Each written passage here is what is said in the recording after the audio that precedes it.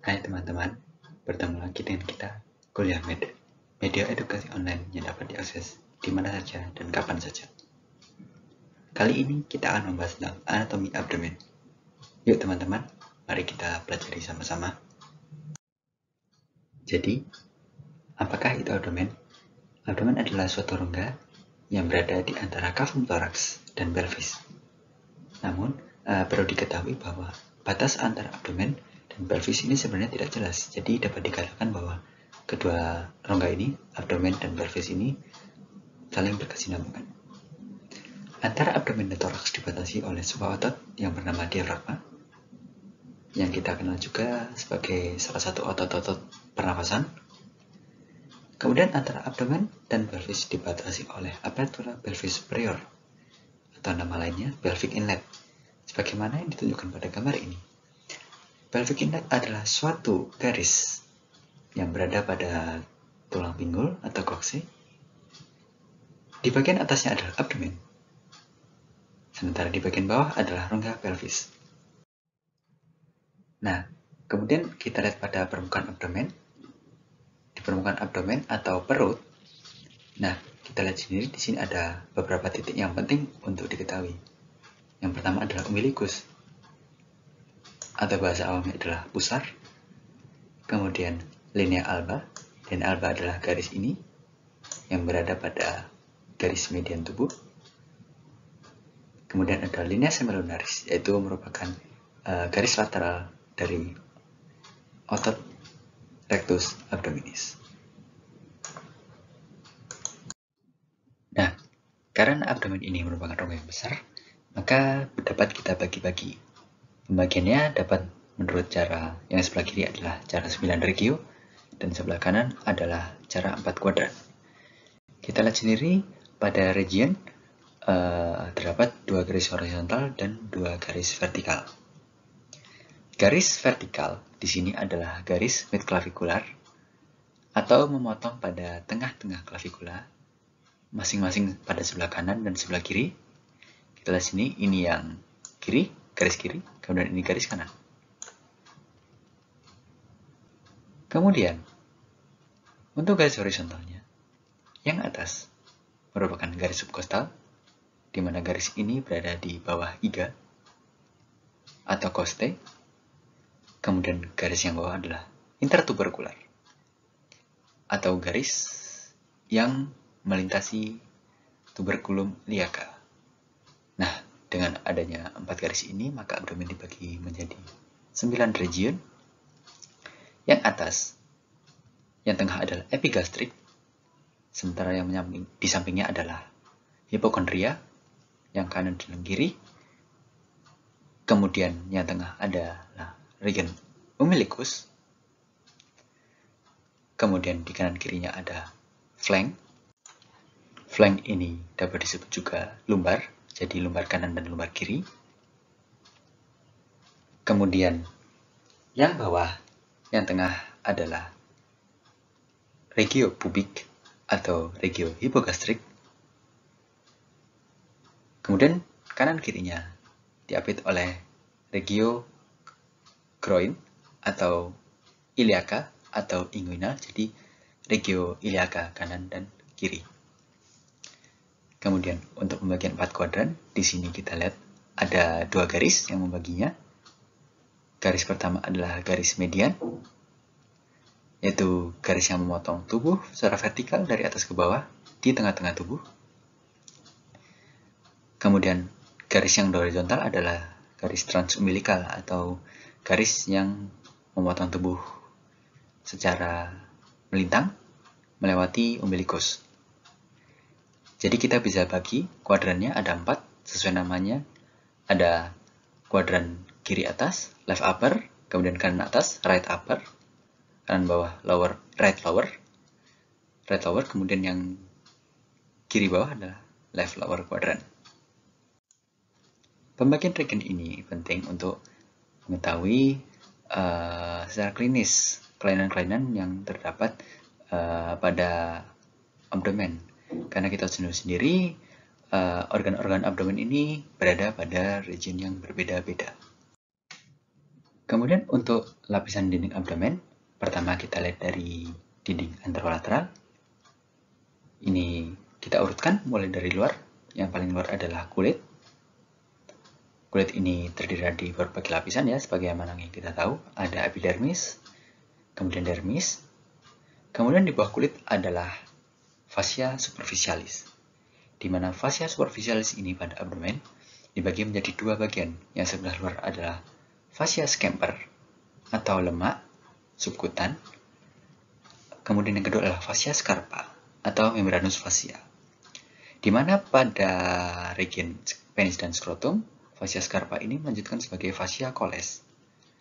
Kemudian pada bawah ke arah regio femoris, fascia scarpa ini melanjutkan sebagai fascia lata atau fascia profunda di regio femoris. Setelah fascia superficialis, maka di bawahnya adalah fascia profunda atau investing fascia. Kemudian di bawahnya ada otot. Kemudian di bawahnya lagi ada fascia endoabdominis atau fascia transversalis. Kemudian di bawahnya lagi ada endoabdominal fat atau lemak endoabdominal. Kemudian di bawahnya adalah peritoneum parietalis. Kemudian untuk otot yang pada dinding anterolateral abdomen, yang pertama untuk lateralnya ada 3 otot dari luar ke dalam, kita urutkan. Ada MOE, musculus obliquus externus abdominis, dengan arah serat V. Seperti kita tahu di sini kalau V ini yang tengah lebih bawah daripada samping-sampingnya, sehingga otot ini untuk garis serat ototnya seperti huruf V. Kemudian di bawahnya MOE tadi ada MOI, musculus obliquus internus abdominis, di mana arah seratnya seperti V yang terbalik. Kemudian di bawah musculus obliquus internus abdominis ada otot transversus abdominis, arah seratnya horizontal. Kemudian pada abdomen juga terdapat otot yang bernama musculus rectus abdominis. Otot inilah yang membentuk six pack, perut yang six pack, sehingga seperti roti ya, roti. Kemudian antara satu pack dengan pack lain dibatasi oleh interseksio tendinum. Kemudian untuk musculus rectus abdominis ini dibungkus oleh aponeurosis atau pelebaran tendon dari musculus obliquus externus, obliquus internus, dan transversus abdominis, di mana aponeurosis ini kita namakan vagina musculorecti abdominis. Selain itu terdapat otot yang bernama pyramidalis, di mana otot pyramidalis ini adalah otot aksesoris yang tidak selalu ada pada semua orang. Nah, kita lihat sendiri di sini untuk otot dinding anterolateral abdomen. Kita lihat yang paling luar di sini adalah musculus obliquus externus. Kemudian tengahnya adalah obliquus internus. Kemudian yang paling dalam adalah transversus abdominis. Nah, kemudian di tengah-tengahnya otot ini adalah rectus abdominis.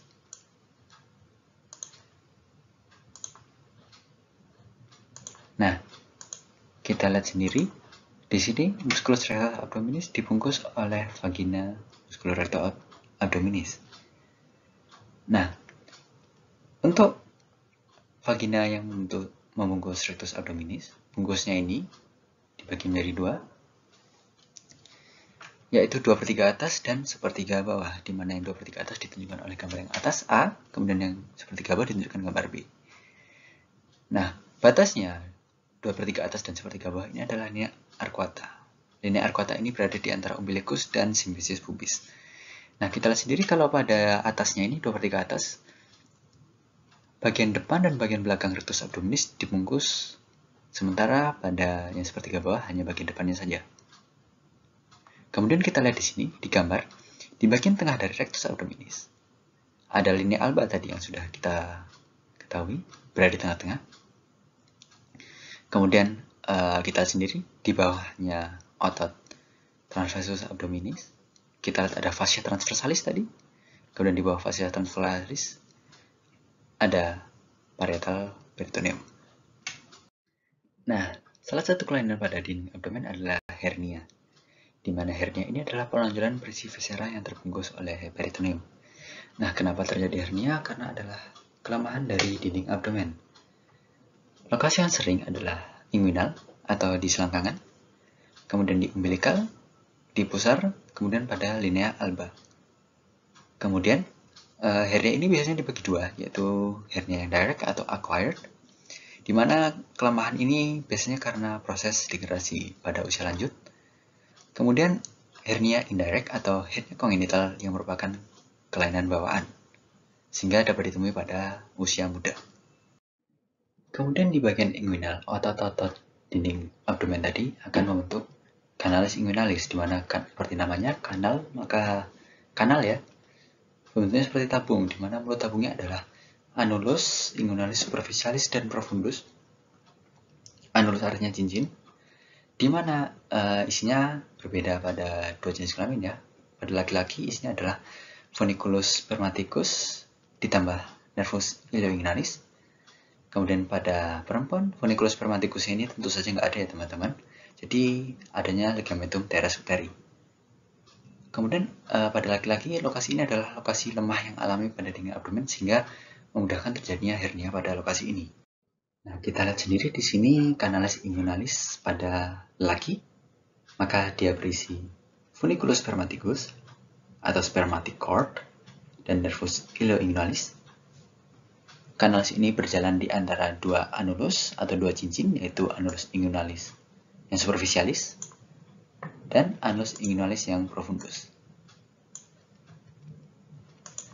Nah, kita lihat di sini antara annulus profundus, kemudian dia berjalan sampai ke annulus superficialis. Kemudian di bagian bawahnya kita tahu ada suatu ligamen ya, berjalan antara sias dan symphysis pubis, ada ligamentum inguinal. Kemudian di bawahnya juga ada ligamentum lacunar. Kemudian di bagian atas dari kanal ini ada musculus transversus abdominis dan obliquus internus. Kemudian di bagian posterior dari canalis inguinalis, kita lihat sendiri di sini ada suatu tendon yang merupakan aponeuris antara transversus abdominis dan obliquus internus. Kita lihat sendiri di sini adalah tendon yang bergabung ya, antara ini dan ini ya. Kita lihat sendiri. Maaf, ini mungkin agak kurang jelas. Nah, ini sama ini agak bergabung. Nah, ini disebut conjoint tendon atau falx inguinalis.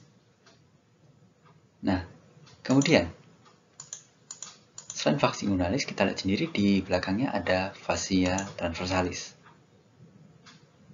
Kemudian di bagian depannya kita lihat di sini ada aponeurosis dari musculus obliquus externus dan internus. Nah, ini untuk gambarnya secara diagram. Kita lihat sendiri di sini sama seperti yang tadi. Nah, kita lanjut ke slide berikutnya. Nah, untuk batas-batasnya dari canalis inguinalis tadi sudah disebutkan. Bagian atas adalah musculus obliquus internus dan transversus abdominis. Bagian bawahnya adalah ligamentum inguinal dan ligamentum lacunar. Anteriornya adalah aponeurosis musculus obliquus externus abdominis dan internus abdominis. Kemudian posteriornya adalah fascia transversalis dan conjoint tendon atau juga disebut juga falx inguinalis.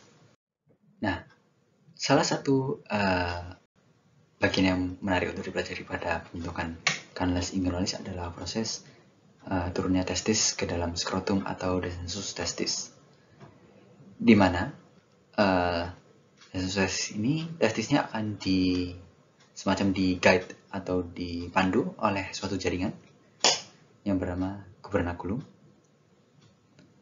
Kita lihat sendiri gubernaculum ini ya, gubernaculum. Kemudian bila tidak terjadi desositasis dengan normal, maka proses yang terganggu ini namanya kriptorkismus. Stasisnya masih berada di rongga abdomen.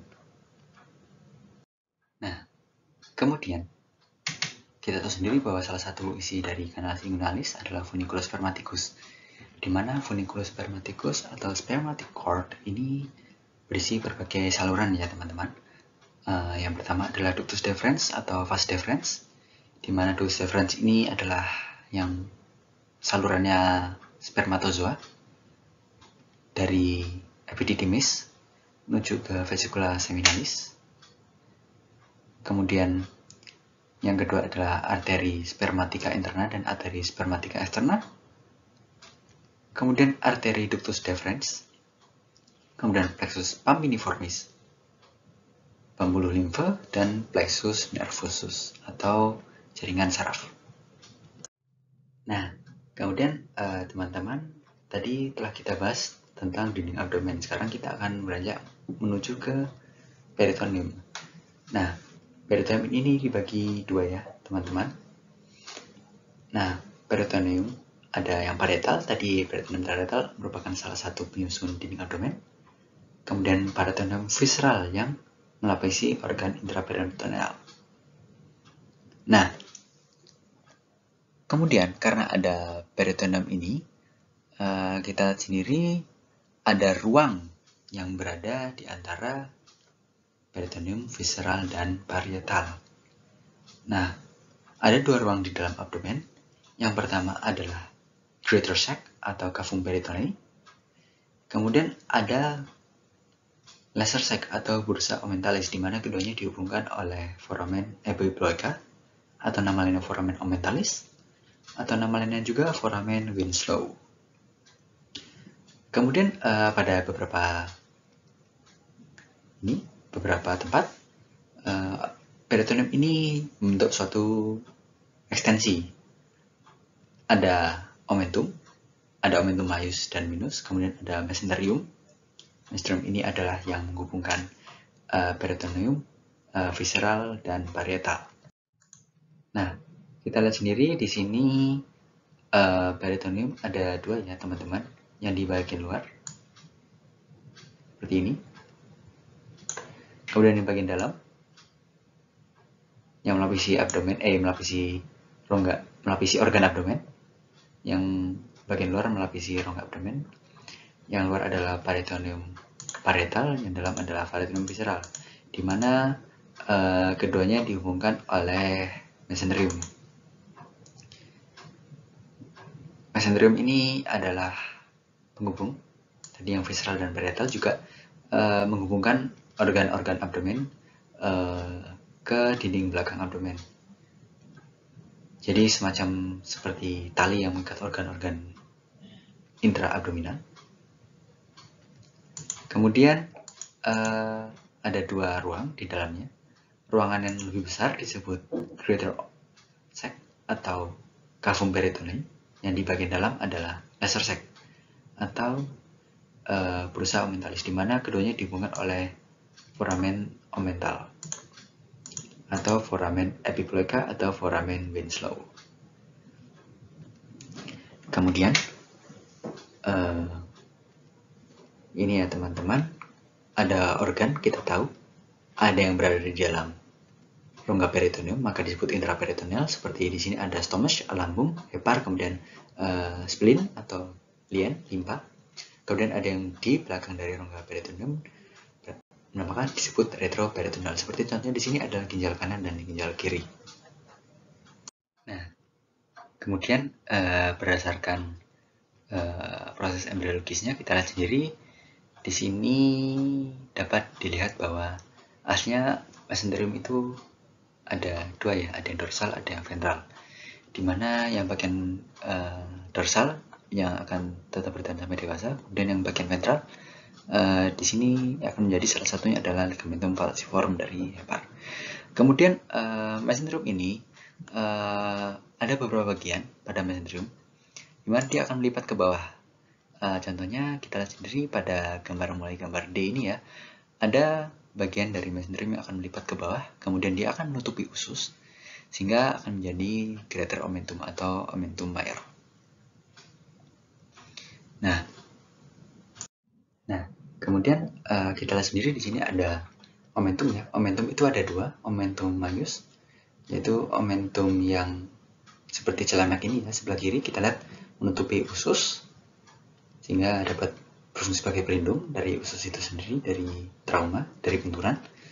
Kemudian yang sebelah kanan adalah omentum minus atau lesser omentum, yang terdiri dari dua ligamen, yaitu ligamentum hepatogastrika dan hepatoduodenal. Di mana kita lihat sendiri bahwa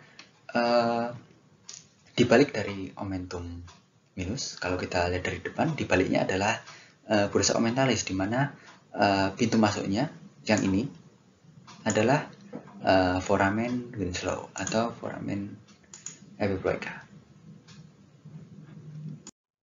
Nah, seperti yang telah dijelaskan sebelumnya, organ dalam abdomen itu ada dua, organ intraperitoneum, di mana dia diikat oleh mesenterium, kemudian dibungkus oleh visceral peritoneum.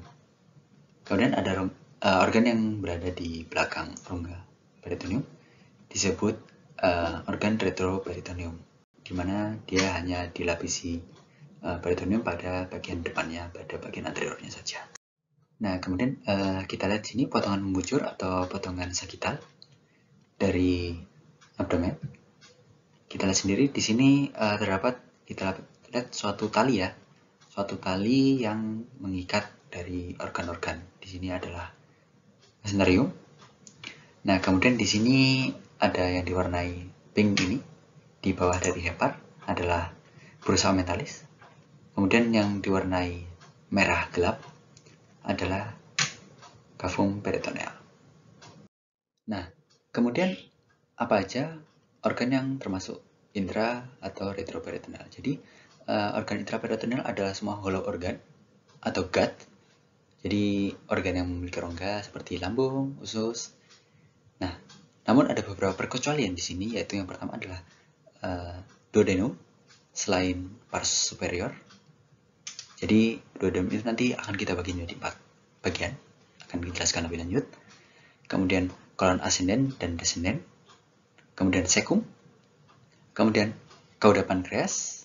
Jadi pankreas itu adalah retroperitoneal, kecuali di bagian caudanya atau bagian ekornya. Kemudian hepar dan vesica velea atau kandung bedu, kemudian lian atau limpa. Nah, kemudian kita kenal hollow organ. Hollow organ ini adalah gut atau saluran pencernaan ya. Jadi dimulai dari mulut sampai anus.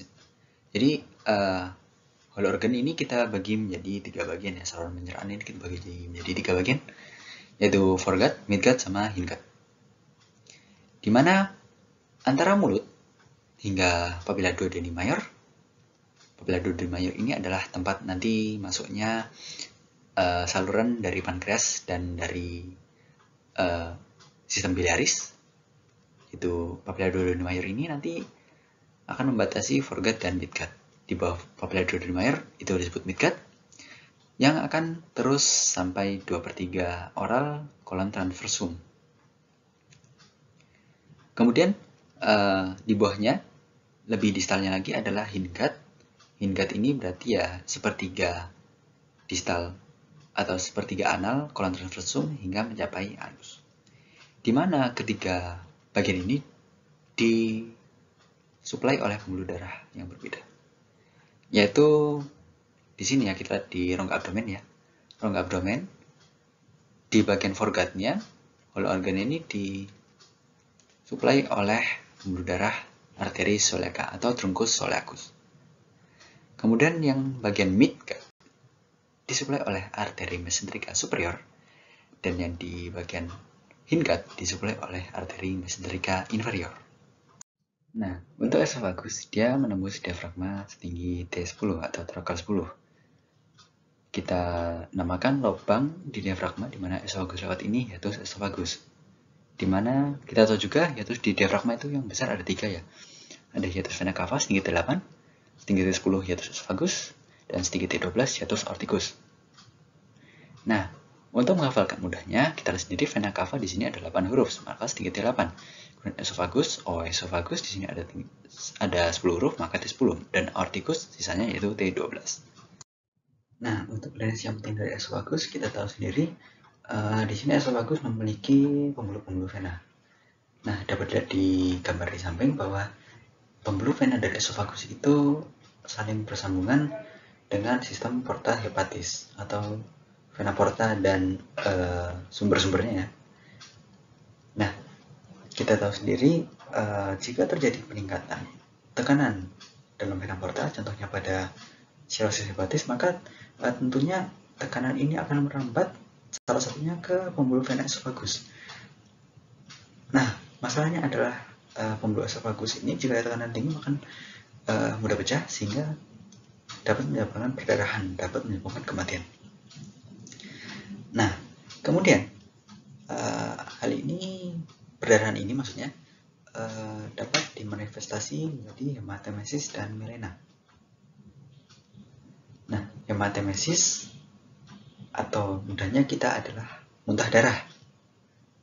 Jadi tentu saja menderita akan muntah darah karena ada perdarahan di esophagus.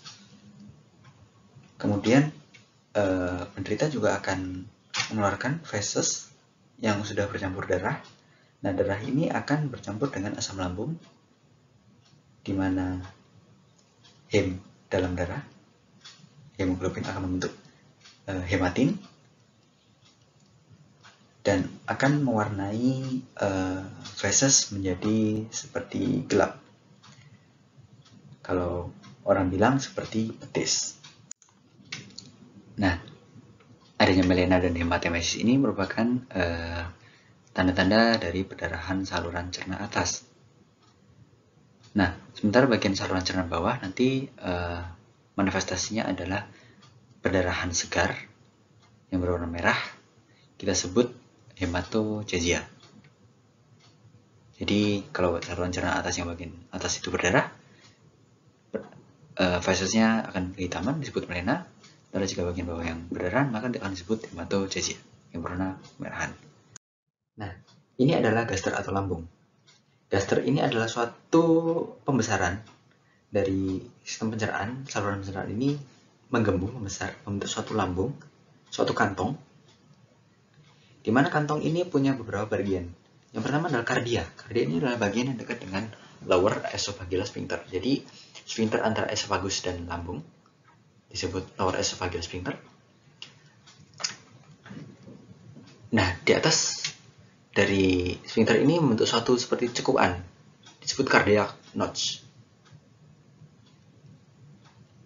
Nah, tadi ada kardia ya, kemudian ada fundus, bagian atasnya ini, kemudian ada body atau corpus, kemudian bagian pylorus. Nah, pylorus ini membentuk suatu kanal, pyloric canal, yang akan berujung pada pyloric sphincter. Itu sphincter membatasi antara lambung dan duodenum. Nah, kemudian kita lihat sendiri bahwa lambung ini punya dua kurvatura, lesser kurvatura atau kurvatura minor dan kurvatura mayor atau greater curvature. Nah, pada kurvatura minor ini terdapat suatu insusura atau cekuan tadi disebut angular insusura.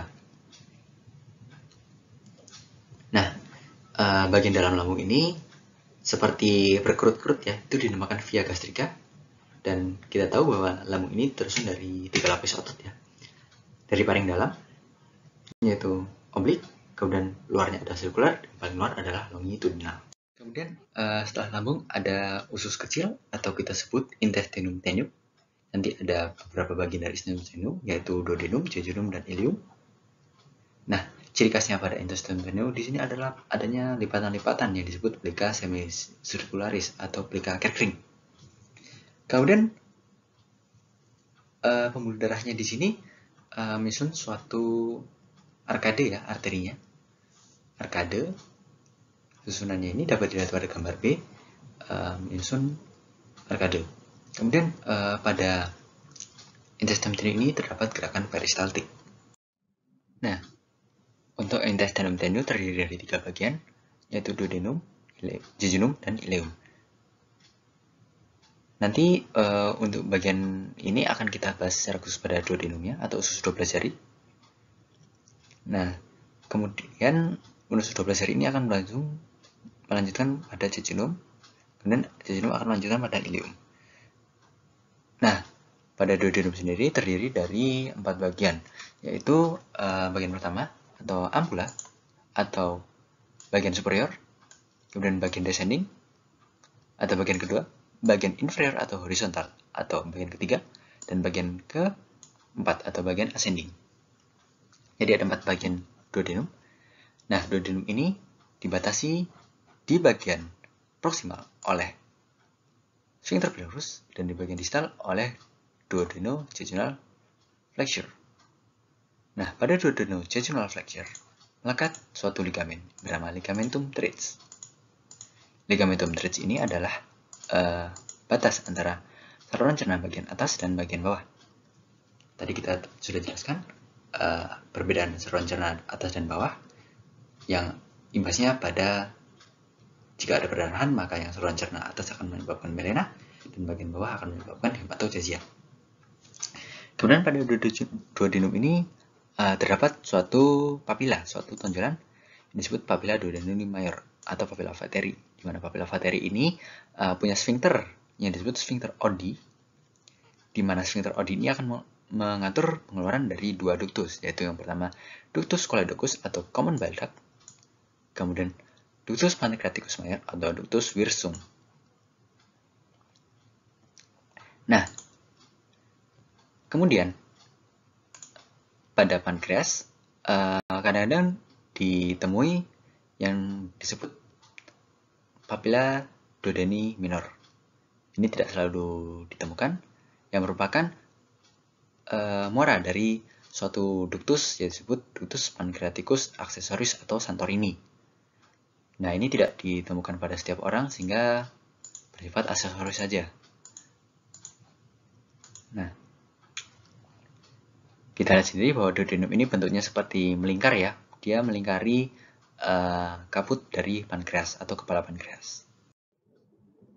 Nah, untuk kemudian kita bahas intestinum crassum atau usus besar. Usus besar ini terdiri dari beberapa bagian. Yang pertama cecum. Nah, kita lihat di sini cecum ini seperti ini ya.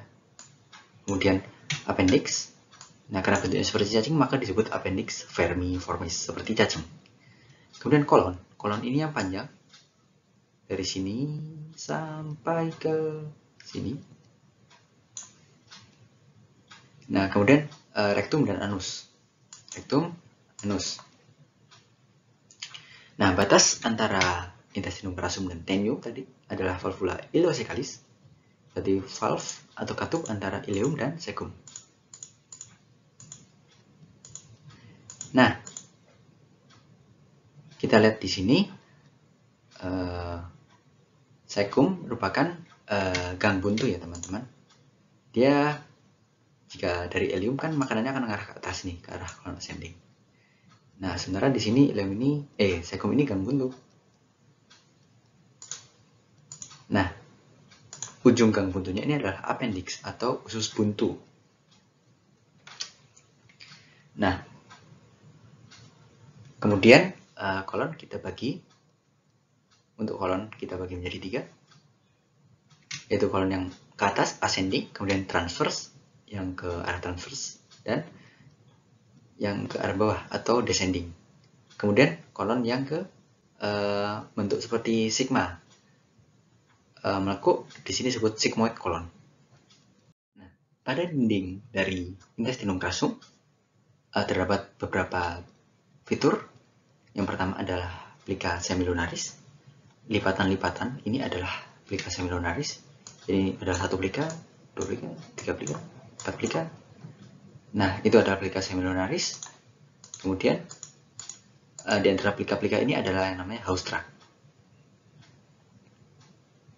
Kemudian kita lihat pada permukaannya terdapat suatu seperti pita. Kita lihat di sini seperti pita. kita ini adalah taenia coli, di mana taenia ini adalah sisa-sisa otot longitudinal. Nah, pada intestinum crassum ini otot longitudinal ini tidak terlalu terbentuk sehingga hanya misalkan seperti pita. Nah, pita taenia coli ini ada tiga yang libera, omentalis, dan mesocolica. Kemudian tadi sudah ada plica, semilunaris, kemudian taenia, kemudian haustura, kemudian ada juga lipatan ini ya, seperti lemak-lemak ini, tonjolan-tonjolan lemak, disebut appendix epiproicae. Nah, pergerakan makanan dalam usus besar disebut mass movement. Nah, kemudian kita lihat sendiri di sini arteri-arterinya menyusun mirip seperti arket ya, tapi ini bukan arket, ini disebut marginal arteri, arteri yang di sekitar-sekitarnya ini, yang menyusun mengikuti bentuk dari intestinum crassum, disebut marginal artery. Nah, tadi kita telah bahas tentang appendix atau usus buntu ya. Appendix vermiformis ini dapat mengalami peradangan. Nah, jika kita menekan epidomen pada dua titik, yaitu titik Lange dan titik McBurney, di mana yang paling terkenal adalah titik McBurney ini, jika terjadi radang usus buntu, appendicitis, jika kita tekan maka akan terasa nyeri. Nah, apa itu titik McBurney? Titik McBurney adalah titik di antara jika kita tarik garis di antara umbilikus, misal umbilikus di sini ya teman-teman, yang kita tarik ke sias, spina iliaca anterior superior. Nah, mungkin kita pakai garis biru saja seperti itu terlihat. Hijau. Nah, kita lihat di sini 2/3 seperti sebelah umbilikal dan 1/3 sebelah lebih dekat sias. Jadi batasnya antara 2/3 lebih dekat umbilikal dan 1/3 lebih dekat sias ini adalah titik McBurney. Kemudian titik Lange. Nah, ini seperti titik McBurney, cuma ini batasnya adalah sias kanan dan sias kiri, sama 2/3 dan 1/3. Nah,